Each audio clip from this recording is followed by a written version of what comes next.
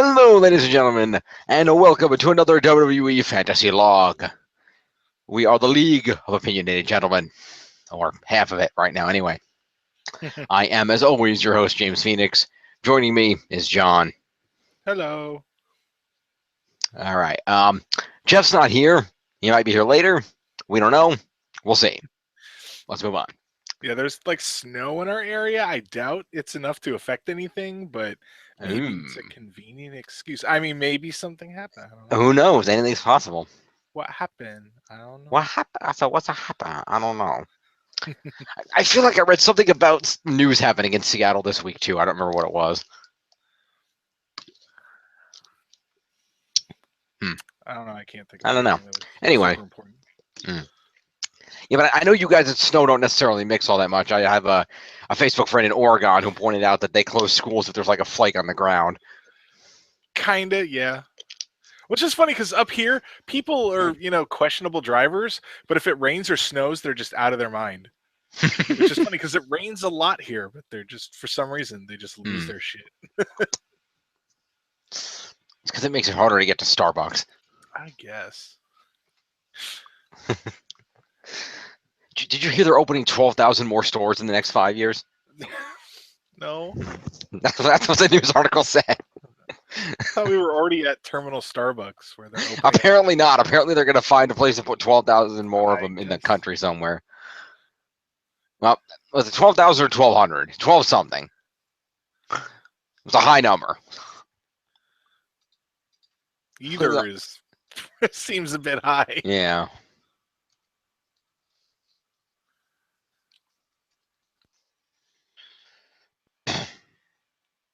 No, I was right. It was 12,000. Jeez. I was right. 2 Starbucks at every corner, chain to open 12,000 more, according to the USA Today. There were 12,000 new locations by 2021. That will increase total number of Starbucks stores to 37,000 worldwide. And it's just one prong of a plan that executives say will boost revenue by 10% annually. Wow. So there you go. That's crazy. Go get your coffee. I don't even like coffee. Dunkin' Donuts are coming for you. You too, Tim Hortons. Anyway. Not leave the Canadians out. Anyway, this video, we're going to talk about WWE Tables, Ladders, and Chairs 2016. There will be a following video where we will cover the rest of the week, Raw, SmackDown, 205 news, all that good stuff, but that'll be in the next video. So right now, we're just doing the pay-per-view. Okay? Okay. So let me fire up the old screen share. Let's take a look at where we are here, as you can see from last week. Whoop. Over here, of course, Hug Life took a dramatic shift into the lead, up to 809 points. With what was it that pushed him over the edge anyway? I don't remember. Oh, wasn't it? Rich Swann, his ridiculous cruiserweight victories. Yeah, that's right. Rich Swann and his insane cruiserweight victory. So props to Rich Swann. That pushed up Hug Life back into the lead up to 809. The KO Show still in second at 796. And Team Certified Lunatic trailing behind at 498, though that might change after this week. We will have to see. Because SmackDown, a large quantity of SmackDown is mine, so we'll get to that later. In the meantime, let's take a look at the leaderboards. What the hell? Oh, it's not in score order. Let's fix that. I want to see this from largest to smallest. Okay, Rich Swann off of his massive cruiserweight title victory. And in the lead at 164 points. Second place off of her women's title win, Sasha Banks at 142. Oh, God, sorry. I'm okay. Don't die. Ladies and gentlemen, take a moment. Take a look at these scores. It's 2016. We have officially reached the era where the cruiserweights and the women are more relevant than the men. They have officially found themselves to be on equal footing. This is a momentous occasion. Our friend Triple H is going to see this and be like, "Oh, I got to fix that." Quick, here, somebody fudge my weight in the book so I can go bury Rich Swans. Welcome to the 285 live. Yes.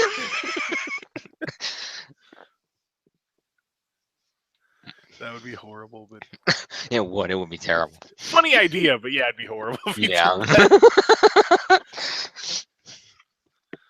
Anyway, coming in at number 3, Kevin Owens, still holding strong near the top of the list at 84 points, a nice showing for the Universal Champion. The former Women's Champion Charlotte at 75 points off her great matches against Sasha Banks. 1/3 of the Raw Tag Champs, Big E, coming in at number 5, 71, followed by Chad Gable from SmackDown off of his victories, tied with James Ellsworth of SmackDown. The Miz, the Intercontinental Champion, off of a retention, coming in at 55 points, followed by Bray Wyatt, one half of the new Tag Team Champions, which we will talk about in a minute. At 51 points, tied with Jason Jordan, also at 51 points. And if you skip the ties, Becky Lynch at 49 and AJ Styles at 48 are also in the top 10 if you count the ties as one space. So that's interesting. Let's see how much is top 10. You'll note the top 5 stars are all Raw stars right now. Let's see if that changes with the advent of the SmackDown pay-per-view tables, ladders, and chairs. I would kind of hope so. You would think that, but I point out to you there was only one person who actually won a title at this pay-per-view. Oh, no, 2. The tag titles. There's 2. Sorry. 2. Because the world title did not change hands, as we'll get to, and neither did the Intercontinental title. So, let's open this up. So, TLC took place from the American Airlines Center in Dallas, Texas. Indeed. And the opening match was Cheap Pop, indeed. The opening match was the tag team champions Rhino and Heath Slater defending those belts against the Wyatt family, represented by Bray Wyatt and the Viper Randy Orton. This match was short, but not bad. Like I said, it was not a whole lot going on. You would have thought Rhino and Slater would have put up more of a fight, which was kind of sad. And it wasn't even Slater that lost; it was Rhino, which surprises me. That was just very surprising to me that they didn't that it went as quick as it did. Not that it was a bad match or anything; it was just very quick. It's obvious that they're really giving a strong push to the Wyatts to be the big heels of the tag division here, which I do approve of. What do you think, John? Yeah. About the match, or just that they're pushing the Wyatts? Either or both. Match, yeah, was pretty good, but did feel really short for a title match, especially since I don't know if we're mentioning it later, but some of the later ones felt like they went a little too long, so it's kind of weird. A little bit, yeah. We will talk about that. But yeah, the Wyatts getting pushed, that's fine. I'm more just happy for Bray that he finally has a belt.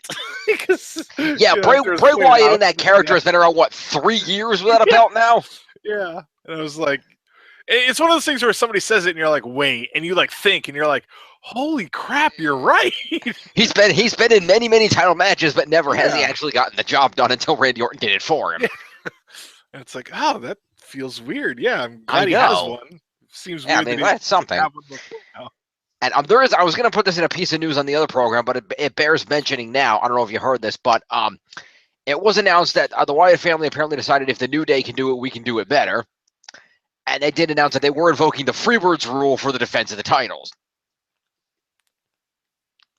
That works. So that'll be interesting to see how that plays out. But that does give Luke Harper the ability to be an equal member of the tag champ. So hopefully he won't be as mad at Randy Orton going forward. I feel like they're just going to use that to have Harper lose them. That is possible. I wouldn't put that past them.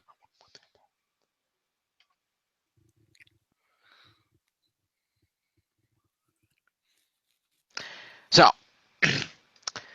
after that whole shebang, Orton gets a victory, and the Wyatts win the tag title. So, for scoring at home, Rhino and Heath are going to get themselves 8 points a pop for competing in a pay-per-view. And Rhino's going to get 1 for the one move that he pulled off. So we'll do Slater first. So Slater just straight up gets 8 points for competing.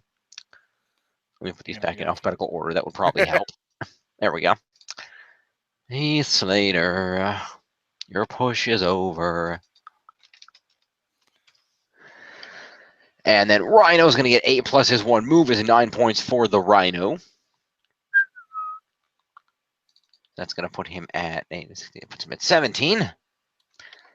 And meanwhile, on the other spectrum, we're going to have Bray Wyatt is on the, let's see, score this for a pay-per-view. Bray Wyatt is going to be on the winning team, which is going to net him 15 points, plus 8 for competing is going to put him at 23. And let's see, 23, yeah, 23, and Bray Wyatt did not, according to my calculations, hit any moves. It was more like he was teasing moves than didn't actually use them. Yeah. So that's 23 points to Bray Wyatt. All right. Oh, also 23 points plus Bray Wyatt also does receive 30 points for, well, I don't know. Winning the tag belts, to him and Orton both get 30 points. I don't remember how we did that. It's been so long since the title, any tag titles have changed hands. I believe so, yes. Okay, so that's going to give him 23 plus 30 is 53 points to Bray Wyatt. Yeah, I thought that's why we had it less points, because both people got it. Right, okay. So 53 points and 51 points is 104 points for Bray Wyatt total. There we go. So screw you, Jeff. Anyway. Let's go to where the real points belong, and that's to Randy Orton on my team, who is going to receive himself 30 points for winning this match, and another 30 points for winning the belt. So that's going to be 60 points, plus 8 for competing is 68. Plus, let's see, that's 68, plus Randy Orton. Let's see. The 8, and Randy Orton hit 2 moves, which is 70 points for Randy Orton. So suck on that.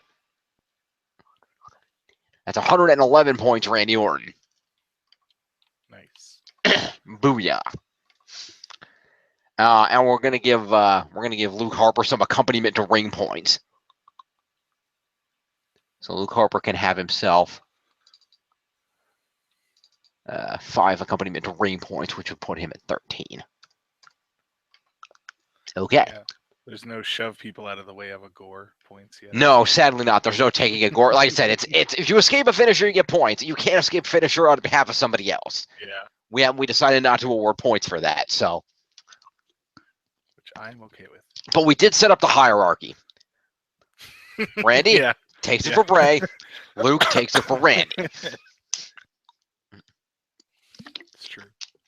And if Eric Rowan ever comes back, he'll take it for Luke. So moving on, we're going to cut to a backstage interview where Dean Ambrose is being interviewed.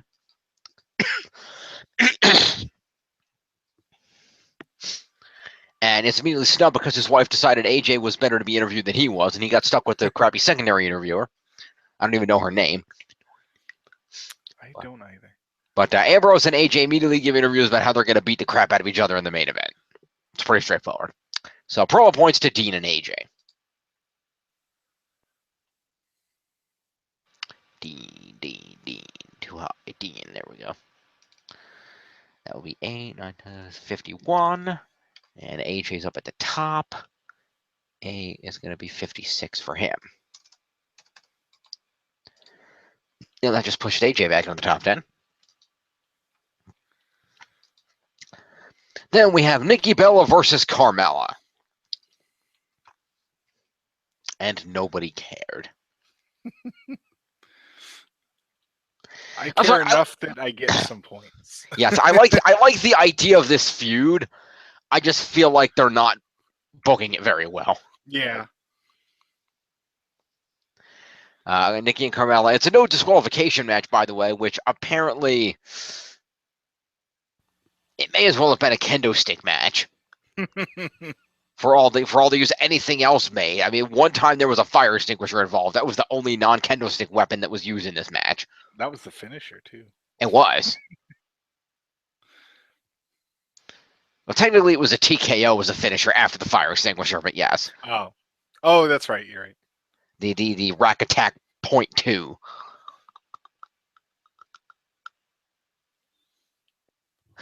Anyway, so yeah, basically they beat each other up. There's a hurricanrana into the ring steps. There's attacking on Nikki's knee, which was injured. So the Carmella works on that with a kendo stick and beats her up. There's a good spot where Nikki uses a kendo stick to break a submission hold that Carmella has her in. So that was cool. That was kind of neat, yeah. Carmella continues working on the knee until Nikki grabs sprays her in the face with a fire extinguisher and then drops her with a rack attack .2 for the win. Afterward, Carmella cut a promo on Nikki, informing her that you think you got even, but it wasn't me. It wasn't me that attacked you at Survivor Series. It was Natalya. Dun dun dun. Which still felt weird to just drop it like that. It did. It really did.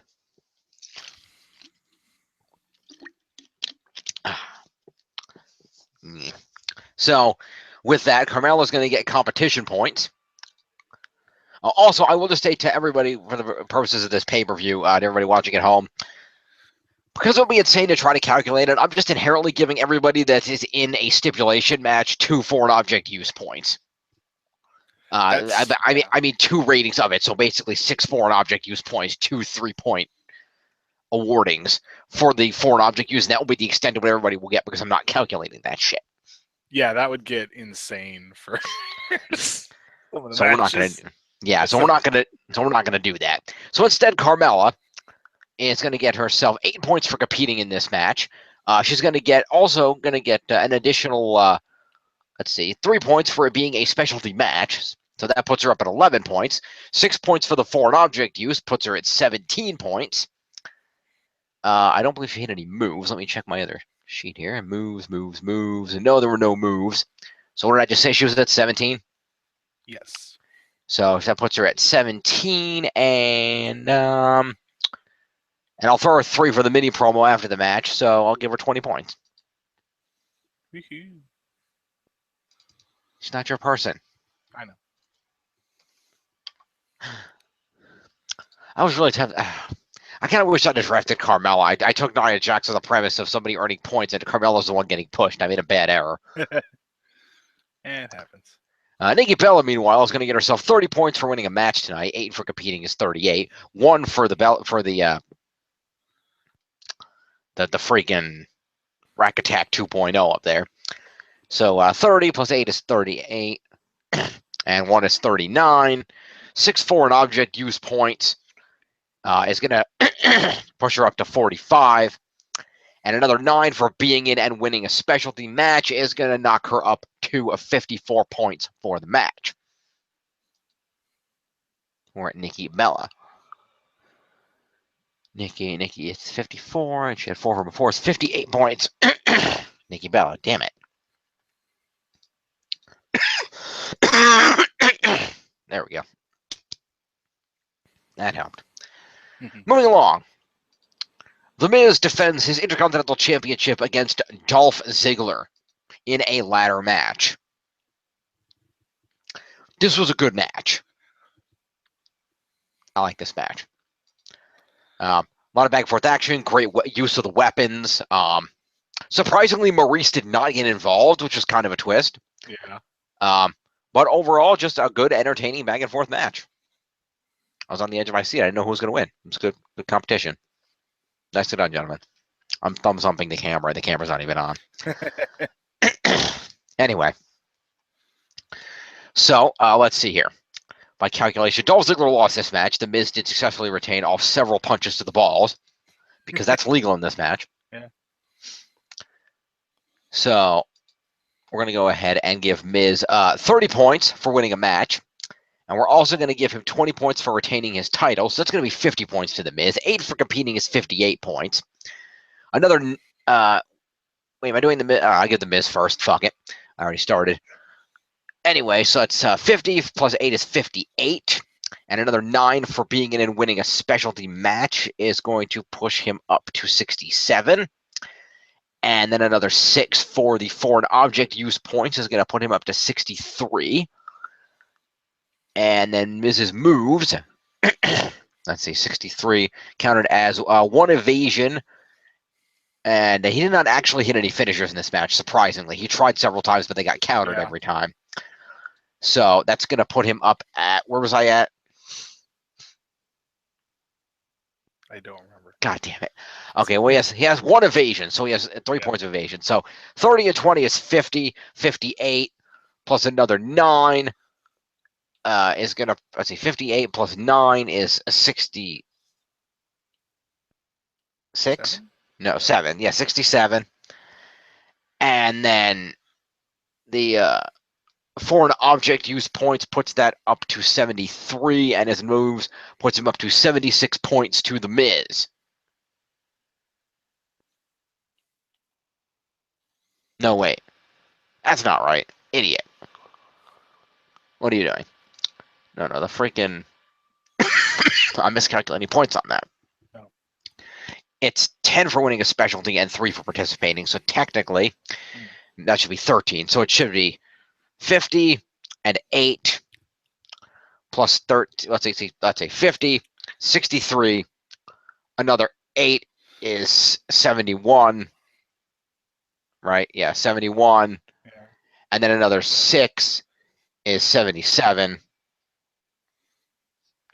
And then his moves is another 3, is 80 points for The Miz. Jeez. Boom. And that is why I was shocked that you all just left him there for me to take. I told you I took Rusev. I didn't want to take both people that came with a manager. Fair enough. So I was like, I did want him, but I was like, nah, that'll probably make someone unhappy. So I'll just... 89, 100, 110, 120. That puts him at 125 points for The Miz. I bet on Rusev, and apparently I was wrong.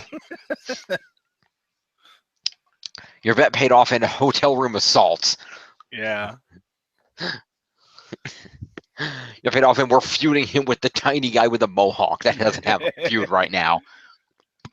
I know, that's kind of weird. Like, yeah, I don't get it. Him, but like Rusev's hella bigger. Yeah. Well, that's why Enzo has big calves. It balances out. That's true. Until Rusev no-shows the match to go to the hotel room. Which, that should really be an automatic forfeiture on his part. You'd think so. It's like, you didn't show up. It doesn't roll to no contest because you didn't show up. You lose because you don't show up. That's how that works. See, if I were Big Cass, I'm like, well, you know what? Zoe might be trapped in the hotel room. I'm not going to get there in time to do anything. Ref, count to 10. That's what I would have done. I know it's a heel move, but I would have done it. Anyway, I agree. So after the match, The Miz does cut a promo calling Dolph Ziggler a loser and dedicating the match to Daniel Bryan. So I will, let's see, The Miz will get anything. 3 points for a mini promo for that, do you think? I don't think it's a full promo. Yeah, might as well. Okay, 128. Moving on, we're going to move on to Baron Corbin versus Kalisto in a chairs match. Oh, I should probably skip Dolph Ziggler points first, shouldn't I? I'd appreciate that. Let me hold on a minute. Let's do that. You didn't say anything. Anyway, so Dolph Ziggler is gonna get himself 8 points for competing in this match. He's gonna give himself another 6 for hitting people with weapons. So that's gonna be 8 and 6 would be 14. And then he's gonna get himself some moves points. 1 move point specifically. I feel like he should have more than that. Oh well. 1 move point. So that's gonna put him at 15 points. And he competed in a specialty match, which is another 3. It's going to put Dolph Ziggler at 17 points. Dolph Ziggler, 17, and he already had 10, so that puts him at 27 points. Oh, man. What a winner. Yeah, Ziggler's buried. He's done. His 15 minutes of SmackDown fame are over. Yeah, I thought he'd get a comeback, but I was wrong. No. Yeah, nothing. You're done, Dolph. Go put the green suit on. You're done. Yeah, my good choice was Ellsworth, apparently. Yes, James Ellsworth has all the points. That was a brilliant move on your part. And mind you, he still has a world title match. It's true. It's not going to happen this week, but he has a world title match. But we'll get to that. So what was I saying? Oh, and we should, but that reminds me, also accompaniment to ring points for Maurice. Let's not forget Maurice. Where is she? Maurice. That's 8, 9, 10, 11, 12, 13 points to Maurice total. Okay. Now we move on to Baron Corbin and Kalisto in a chairs match. Many, many chairs. So basically, they beat each other up with chairs. There's not much else to say. They're slamming people on chairs. There's jumping off of things with chairs onto people. There's throwing chairs at each other. There's hitting signatures on chairs. There's just chairs. There were just chairs. Pretty much. And I did like how in this match you go into the ring and there was like a nice thing just under there that had about 20 chairs on it. But then within 20 minutes as the next match when they flip it up, completely gone. Yeah. And not just because they pulled them all out either. It's like, that's convenient. It's almost like what's under the ring conveniently changes based on the match. Well, someone pointed out that I don't think it was that match, but in some match, oh no, I think it was the women's one. Sorry, but there was like bottles of, they said Gatorade on and like a monitor under there, and so they're like, oh, is someone supposed to be under there? I'm like, I'm just gonna pretend that's always under there just in case. I think the thing of drinks actually really is usually under there. That I think is legit. That's for the ring crew. That's actually legit. I did see the bottle of beverages. See, that's the thing, though. Knowing that they have that and that they keep the water at ringside also, if I was a WWE superstar, I would taunt my opponent every match by knocking them down with a move and then pausing to take a drink. I would do it every match. Just be like, go over here and just take my drink, maybe spit in his face if I was a heel. I would just do that every match. Be like, no, I'm just pause and take my drink, my Gatorade for a minute here while you're laying there in pain. That'd be funny. That'd be great. It's like Austin just drinking a beer in the middle of a match, Yes. Why not? Well, didn't they do that in the game one year? Like, if with the crowd interactions, if they were holding out the cup, you would take it, like hold it up, and then like drink some and spit it at the guy or something. Yeah, that was one year. That was definitely it. You could also just throw it at the dude one year, just throw it in the dude's face. Yeah, the cup was a big win. We never knew what was in that cup though. This magic mystery liquid. It is. Anyway, so so crazy chairs match. They beat each other up with chairs. Corbin won with an end of days onto a pile of chairs. It's really all you need to know. Yeah. So, by my calculations, Kalisto is going to get 8 points for being in this match. 3 for his moves is going to push him up to 11 points. 4 an object use is going to push him up to 17 points. And competing in a specialty match is going to push him up to 20 points for Kalisto. So, yay. 20 points to you. How about that? Yay. Puts him up to 42. Baron Corbin is going to get 30 points for winning this match. He's going to get 8 for competing in it. It's 38. He's going to get himself another 6 for chair uses, which is going to push him up to 44. And he's going to get 2 for moves, which is going to push him up to 46 points. And another 13 for winning a specialty match. His 39 is 49. Was that where I was at? Yes. Yeah, 49 points to Baron Corbin. 49, yes, 15, so that's 59, 64 points in total for Baron Corbin. Jeez. All right. So he's at 64. Next, we cut to the backs where Natalya cuts a promo where she's asked about Carmella's claims that she attacked Nikki backstage and says Carmella is a liar. So, promo points to Natalya. There's my freaking document over here. Natalya. That's 8 points. Natalya puts her at 23. Okay. Why did I take all the divas that don't wrestle? I got Becky, who immediately lost her title to you, and then I got a bunch of divas that don't wrestle. This is terrible. Yeah. Anyway. Given that opportunity, I should have taken Sasha. I was tempted to take Sasha over Becky, and I said, no. Becky, even if Becky loses a title, she'll get it. No. Just Sasha's immediately going to be handed a title. I didn't think that would happen either. That's why I went with Bayley. Yeah. I figured they would push her for the feud, but... Well, I think the women's Iron Man match is going to be the final match of that feud. There's not a whole lot of places they can go from there. Yeah. when they've already done a cell match. So, anyway, let's move on. We're going to have Alexa Bliss versus Becky Lynch, in which Alexa Bliss would win and come out the new SmackDown Women's Champion. And we won't even talk about the Whiplash Talking Smack promo following this, where we started off full on babyface. My parents are here. I'm so proud too. I hate Becky Lynch. She didn't help me at all. It's like, wait a minute here. I don't think you know what tone you're trying to set for this superstar. Anyway, but yes, these ladies had this. I'm gonna be honest. This wasn't a very good match. I didn't like this match. But what did you think? I thought it was okay. I felt like Becky and Alexa were spending too much time trying to figure out what they were doing. Yeah. No, I could definitely see that. It felt like they didn't rehearse this enough, if they rehearsed it. It felt like they were going through the motions, just trying to pull it off. It didn't feel smooth and fluid at all. I was very aware that I was watching a wrestling match. There was not a story here. I didn't like that. And not that the chairs match was all that good either, but that was just, we're going to beat each other up with chairs. There didn't need to be strategy in that match. Yeah, both had some good spots. Yeah. I will say that the end of it felt kind of anticlimactic to the women's one. A little bit, yeah. But, like, unfortunately, that's kind of how tables matches can go. Yeah. Oh, it's over. Oh, okay. Not as anticlimactic as the tables match I had against Mole on the 2K17, though.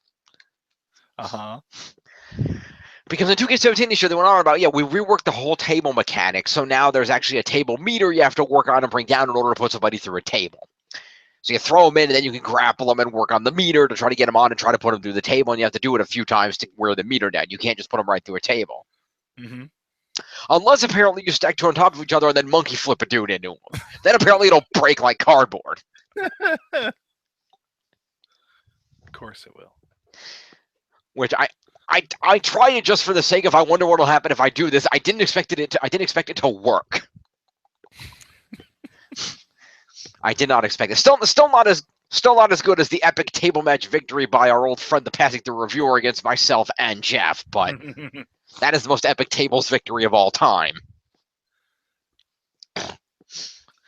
Where he German suplexed me through Jeff and the table.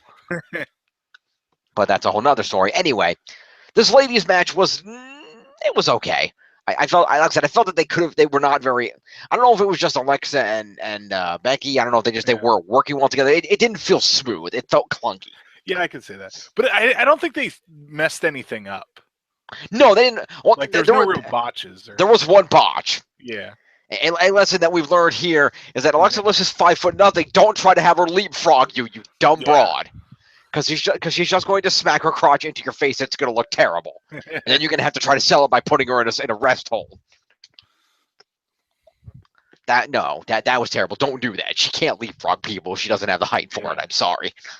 That's just not going to happen. I mean, it could have been worse. She didn't try to leapfrog Charlotte, but still. Yeah, that would... I'm wondering how badly that would go, and I kind of want to see it.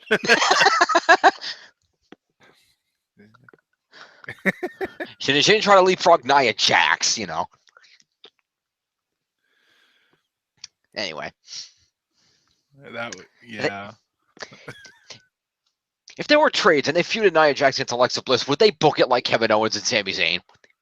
I mean, Braun Strowman and Sami Zayn. Yeah. Now, no, but probably. Like I feel like when Alexa has the belt, that would be really bad to do. True, well, not with the belt. I just feel like in general, if that was a feud, I feel like they would go with the David Goliath story just by default. I fair enough. Agree. All right. Anyway, moving along. Let's continue here. So, like I said, we do have Alexa Bliss winning the SmackDown Women's Championship. Props to Alexa. Nicely done. So we'll start off with Becky here. This is, in fact, a tables match, so there's not a whole lot of foreign object use here. And I don't think Alexa even used a signature or finisher anywhere in this match. No, actually, yeah, you're right. No. So we'll start with Becky, who did hit one. I think she locked her in the submission hold once, didn't she? I think so. Let me see here. It says it here somewhere. Yes, disarm her. The disarm her did occur, and she did go for the Beck Exploder through a table, but it got reversed. I thought the match was going to end with a Beck Exploder through a table. I thought Becky was going to retain. That didn't happen. Yeah. So, Becky Lynch is going to earn herself 8 points for competing in this match. It's a specialty match. That's another 3. Is going to put her up to 11 points. She has 1 for the disarm her. Is going to put her up to 12 points. And yeah, no, that's about it.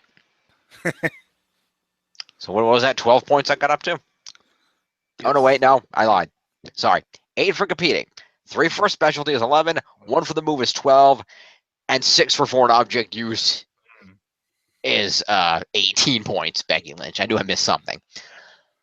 I'm going to short myself points here. I don't want to do that. So 49 is 59, 67 points for Becky. Puts her back in the top 10. There you go, Beck.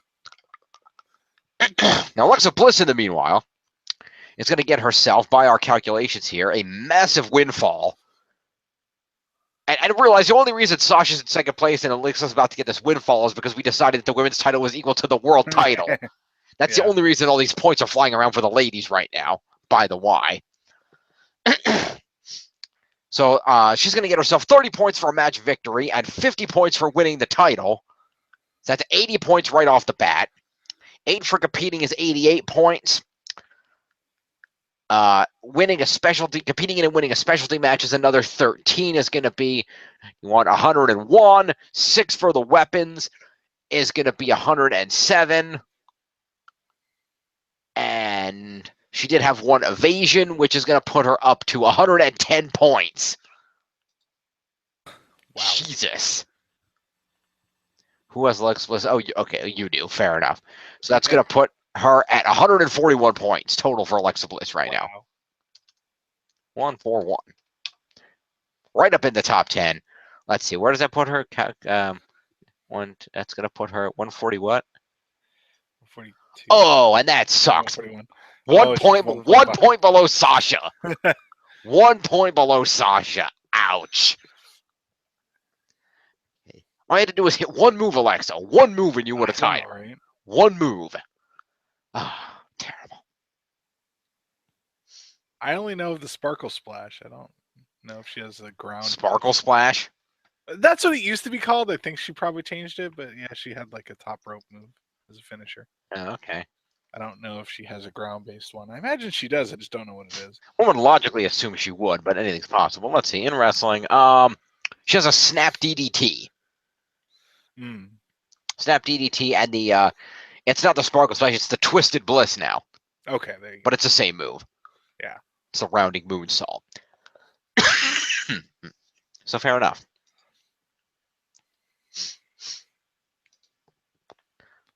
She also has signature the Glitter Blizzard, which is a leg trap sunset flip powerbomb, and the insult to injury, a standing moonsault double knee drop. Insult to injury. Okay. I appreciate that. That's good. That's good. Anywho, so props to Alexa Bliss for not shooting yourself up into 3rd place. Very well done. You just displaced Kevin Owens. Enjoy that. I like that we're giving women more points now. This is fun. Yeah. So after that, there is only one thing left to do.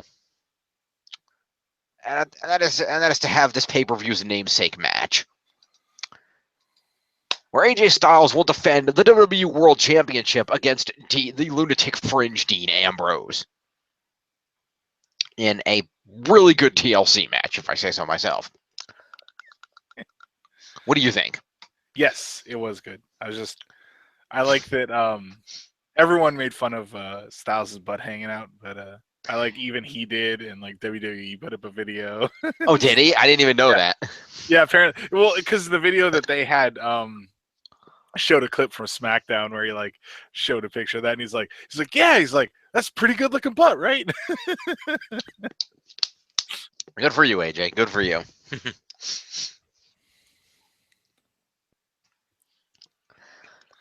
All right, so let's start off here. First of all, just for the sake of getting it out of the way, let's give James Ellsworth some interference points. James Ellsworth is going to get himself 6 interference points. That's going to put him up to 72 points in total, which put him back in the top 10. Hey, there you go. Good for you. And then we're going to go with the insanity that was this match. So we'll start off with Dean Ambrose, since he was the loser of this match, unfortunately. Fucking AJ. Dean will find a way to get that title from you for me. It will happen. Especially if Ellsworth beats AJ. Dean will destroy him. Yeah. But anyway, so let's see here. Dean is going to get himself 8 points for competing. He's going to get himself another, let's see, 8 for competing in the match, 4 for competing in the main event, I believe is the correct amount for that, yes. So, say 8 for the match, 4 for the main event, puts him up at 12 points. A specialty match participant puts him up at 15 points. 6 for weapon use puts him at 21 points. And move-wise, he had an evasion in 4 moves, which 21 plus another 7 points puts him at 28 points. And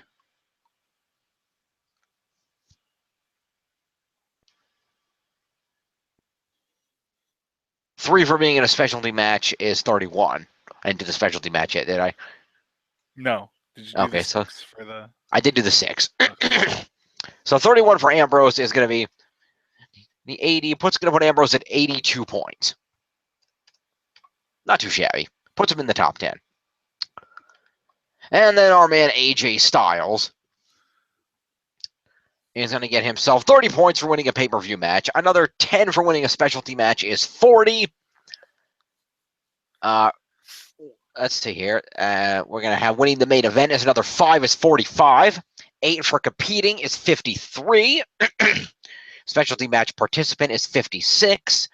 6 for the weapons is 62. And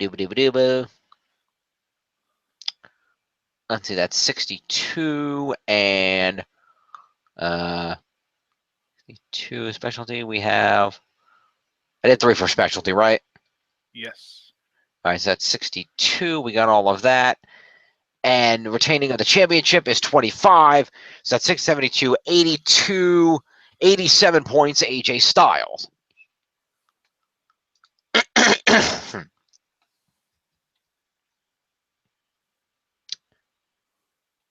I am a specialty winner. I am a specialty participant. 90 points, AJ Styles. 90 points, AJ Styles, which would put him at 146. That just shot AJ back into second place. Wait. Yeah. Second place, 20 points behind, still the current lead, Rich Swann.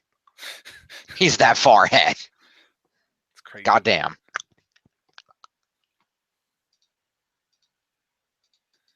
Apparently, we cannot handle this.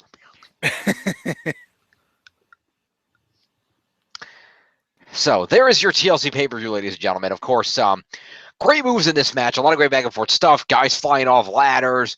People getting crotched on ladders. Slammed in ladders. Put through tables. Great spot with Dean Ambrose with a big flying elbow off a ladder through an announce table. Oh, and the what was that? And the reverse suplex through 4 chairs. Yeah, where you like flip them around. Yeah. That was awesome. Do we want to give Dean OMG points for those 2 items? Yeah. I'm gonna let you decide because he's my dude. I don't want to be buying. Yeah, I'll go for that. A lot of times, to me, if the crowd chants "Holy shit," that's like yeah, that's I get agree with. So basically, that would be so 5 for each, so 10 extra points for Dean then. Dean Ambrose. That's gonna put him at 92. It's not gonna help him much, but 92 for OMGs on that, which was good. The other thing I did like AJ Styles springboard phenomenal forearming Dean off a ladder. That was cool. Yeah, he also had that where he like ran and like springboarded off the ropes to Dean outside the ring. Yeah. Like, salted through to a table or whatever. Yeah, that was good. That was good. Yeah, he jumped through and took him through the table. Yeah. That was nice. We did have that. We had the we had Dean with the dirty deeds on the stairs. That was a good move. Of course, the end, of course, James Ellsworth screwing Dean by pushing the ladder over and Dean going through 2 tables that were conveniently set up at ringside. Yeah, he gets 3 points or whatever. What are appearance points? Yeah, well, he got interference points. I gave him those. Oh, okay. He got 6 interference points. I did start off that. I said, let's get Ellsworth out of the way, and I did it first, just so I wouldn't forget him. So, yeah, overall, a really entertaining match. Continues a storyline. That's a lot of fun. So, just overall enjoyable. I really hope in 2K18 we could set up a ladder on top of a table now. I want to do that. Because once upon a time, you could do that. It was really... One of the games years ago, I remember, because my goal was always, like, well, I think you could do that. Because I know, because I'm trying to remember, I think I could never pull it off because the AI never stayed down long enough no matter what you hit it with. Right. But my goal was to set up a ladder on top of a table in the ring and then do a flying move to do it on a table outside the ring. But I was never going to pull it off because the AI the game didn't program the AI to stay down that long on anything, so it was not possible to pull off. I think I might have at least pulled off the ladder to the outside table. I think I did that at least once, but I could never get the full. I remember trying to do that a lot. I don't remember which game or if I was able to pull it off because I remember sometimes there were targeting problems. Yeah, that was frequent. Like he wouldn't target outside the ring from inside the ring on a ladder. And I'm like, come on, you could do that. God, you know what I miss from years ago? What? What game was that in? Is it one of the ones I have? Might have been Warzone. Mm-hmm. But I remember the old school games on like the PS1 where if you booked a specialty match, you would come out, there'd just be random weapons just sitting everywhere. And no matter what you picked up and hit them with, it sounded like you smashed a plate glass window over their head because they only had one weapon sound effect. Like you could pick up and I found like the craziest things you could pick up too. Like you could pick up an old school like 1950s wooden box TV that they just had sitting there. They couldn't program a monitor for whatever reason. Those were always like just those random weapons. Like here's head. Here's a crutch. There's all kinds of great weapons you could get back then. Those are good times. I miss those. Anyway. That is TLC. Let's see what happened here. I'll go over here to the team scores first. Oh, I should probably refresh that. That would help. Refreshing. All right. And the scores as follows. Ooh, damn. Ooh. Still in the lead. The first to crest 1,000 at 1,114 points is Team Hug Life. Followed at 940 by the KO Show. And lastly, 721 for the Certified Lunatic. Damn you, Dean Ambrose. You were my first draft pick. You let me down. You are officially an inferior first draft pick to Seth Rollins. How does that feel? 721. Okay. And this is from TLC, which was on 11, what the heck day was that? No, in December. That will be 12/4. What am I talking about? I don't know dates. No, not 14. That's not even a month. 4/16. Okay, then. So. Interesting. I mean, 12, what the hell? Yeah, 12/4. So why does the score last updated say 12/4? What the hell? Because... What the fuck? Should have been 12/2. No, wait. No, I know what it is. Because we did it Saturday night, but it ran into Sunday. That's why. Yeah. Well, either way, it's now 12/9. So, okay. So that was TLC. Final thoughts, Rick. John, whatever. Decent. That's fine. Decent pay-per-view. I liked it. Yeah, this was a really enjoyable pay-per-view. There were really no bad matches on this pay-per-view. Even the less good matches, like the opening tag match, which was short but still good. The women's match, it could have been better, but it was still entertaining. The chairs match was better than I thought it was going to be. Yeah. Which I is thought that weird was going to that's be the weak match, but praised, the yeah, chairs made it watchable. yeah, that was a lot better than I thought it was going to be. Yeah, that worked out. So props. That one went longer than I thought it would. I think it went a good length. Yeah, but because with I don't know, just because with Baron Corbin, like once he started having longer matches, it was like it got a little shaky. So yeah. good to see that he's getting better about that. Yeah, Baron Corbin is growing on me. I'm kind of liking Baron Corbin and how they're booking him.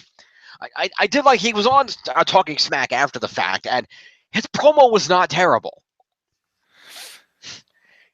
There apparently I forgot where I saw it, but someone said that on Up Up Down Down, Xavier Woods says that one of the dudes in FF15, Final Fantasy 15, looks like Baron Corbin, and I was like, and then I thought about it, I was like, oh my god, he's right. So like, Ha! yeah, Nice. I'm always gonna think of Baron Corbin when I see that dude. Nice. I approve. I have to watch more of that. Anyway, but yeah, this is an overall good pay-per-view. I like the way they're pushing the superstars. Great storyline. Just overall, SmackDown is putting on better pay-per-views than Raw. Yeah, it's just fact, and I don't know why that is. I'm assuming it's because the NXT dude is booking SmackDown now, the one dude that seems to know what he's doing. probably. So props to SmackDown for being a great show. It'll get more entertaining as we go, I'm sure. There's a relevant announcement in regards to that I'm going to mention in the news on the next episode, so stay tuned for that. And until then, John, thanks for joining me to score TLC. Oh, no problem. Thanks Oh, wait a minute. We didn't check the leaderboards. Oh, yeah. I forgot the leaderboards. Shit. Let's go back over here. Present that to everybody. Let's jump back over to the leaderboards. And let's see what happened over here. Because holy crap. All right. No, not that one. Largest to smallest. Okay. Rich Swann still in the lead at 164 off of his dominant cruiserweight victories. AJ Styles with 146 points, jumping up into second place, justifying the world title. Sasha Banks still holding strong at third at 142. And Alexa Bliss at number 4 at 141, just a point below Sasha, the women's champions representing their divisions well. The Miz off an Intercontinental title retention coming in at 128, and Randy Orton off a tag title victory, followed by Bray Wyatt, both of them, Orton with a few more points because he got the victory, but still off that big tag title victory, good for them. Dean Ambrose off competing in the main event at 92. KO still holding strong at 84 despite the massive showing of SmackDown. Charlotte at 75, rounding out the top 10. So Sasha, the only one really holding strong for Raw. And Rich Swann, of course, who technically counts as Raw.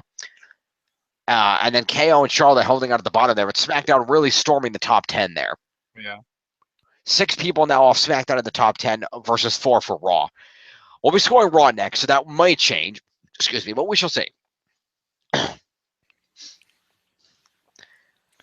Yeah, I imagine after the next Raw pay-per-view, that'll change.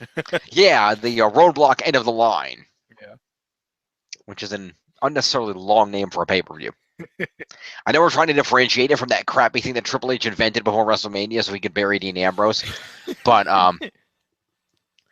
still. But with that, again, thanks, John, for joining me. This has been TLC. We will see you next time.